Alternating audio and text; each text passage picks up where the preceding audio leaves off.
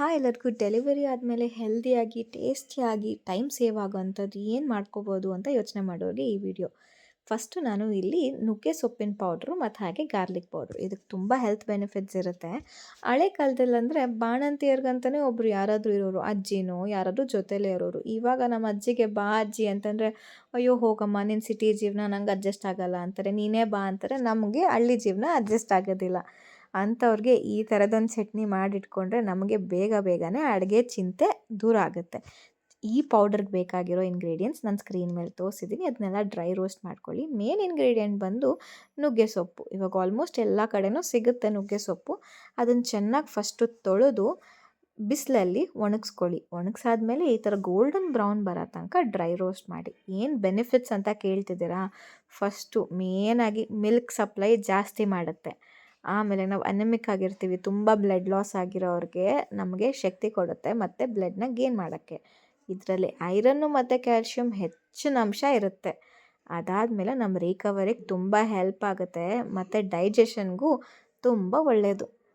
ತೋರಿಸಿರೋ ಇಂಗ್ರೀಡಿಯೆಂಟ್ಸ್ನೆಲ್ಲ ಚೆನ್ನಾಗಿ ಬ್ಲೆಂಡ್ ಮಾಡ್ಕೊಳ್ಳಿ. ಬ್ಲೆಂಡ್ ಮಾಡಿದ್ಮೇಲೆ ಈ ಪೌಡರು ಕನಿಷ್ಠ ಒಂದು 30 ದಿನ ಏರ್ಟೈಟ್ ಕಂಟೈನರಲ್ಲಿ ಹಾಕಿದ್ರೆ ಇರುತ್ತೆ.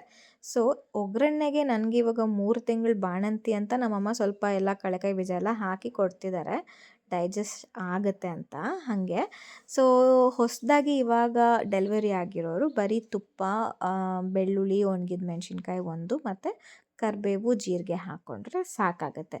ಮತ್ತು ಮಾಡ್ಕೊಂಡಿರೋ ಪೌಡರ್ ಅಂದರೆ ನುಗ್ಗೆ ಸೊಪ್ಪಿನ ಪೌಡ್ರ್ ಮಿಕ್ಸ್ ಮಾಡ್ಕೊಂಡು ತಿಂದರೆ ತುಂಬಾ ಟೇಸ್ಟಿಯಾಗಿರುತ್ತೆ. ನೀವೇ ಹೇಳ್ತೀರಾ, ಅದು ತಿಂದು ಒಂದು ನೆಕ್ಸ್ಟ್ 2 ಮೀಲ್ಸ್ ಆದಮೇಲೆ ನಿಮ್ಮ ಮಿಲ್ಕ್ ಪ್ರೊಡಕ್ಷನ್ ಜಾಸ್ತಿ ಆಗೋದು ನೀವೇ ಗಮನಿಸ್ತೀರ. ಟೇಸ್ಟಿನೂ ತುಂಬ ಚೆನ್ನಾಗಿರುತ್ತೆ.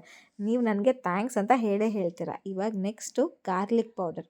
ಗಾರ್ಲಿಕಲ್ಲಿ ತುಂಬಾ ಬೆನಿಫಿಟ್ಸ್ ಅಲ್ವಾ, ಅದನ್ನು ನಾನು ಹೇಳ್ತೀನಿ. ಅದಕ್ಕಿಂತ ಮುಂಚೆ ಇಲ್ಲಿ ನೋಡಿ, ಈ ಥರ ಇಂಗ್ರೀಡಿಯೆಂಟ್ಸ್ನ ನಾನು ತೊಗೊಂಡಿದ್ದೀನಿ. ಅಲ್ಲಿ ನಾನು ಚನಾ ದಾಲ್ ತೊಗೊಂಡಿದ್ದೆ, ಇಲ್ಲಿ ತೂರ್ ದಾಲ್ ತೊಗೊಂಡಿದ್ದೀನಿ. ಅದ್ರ ಜೊತೆಗೆ ಉದ್ದಿನಬೇಳೆ, ಪೆಪ್ಪರು, ಜೀರಾ, ಗ್ರೌಂಡ್ನಟ್ಟು ಮತ್ತು ಒಣ ಕೊಬ್ಬರಿ.